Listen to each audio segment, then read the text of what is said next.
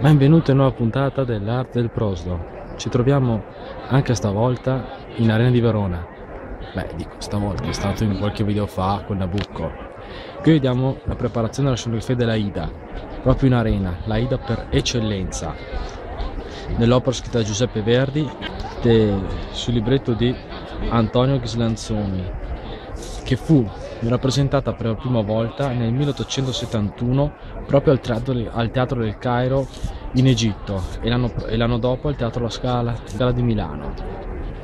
La storia che l'ho conosciuta un po' da tutti, la storia della principessa etiope Aida che si innamora di Radames, che però fa parte del popolo egizio, cioè un popolo nemico del popolo etiope.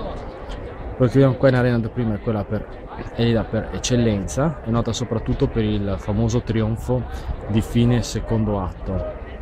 Quello in arena è considerato anche qua, c'è un trionfo dell'Aida, è considerata un momento che spesso i registi si sono dati da fare con l'effetto scenografico, anche se però in origine l'Aida era stata concepita come un'opera un po' più intima. La stessa pronuncia Aida è stata avuta dal stesso Giuseppe Verdi, perché la pronuncia originale egizia sarebbe Aida.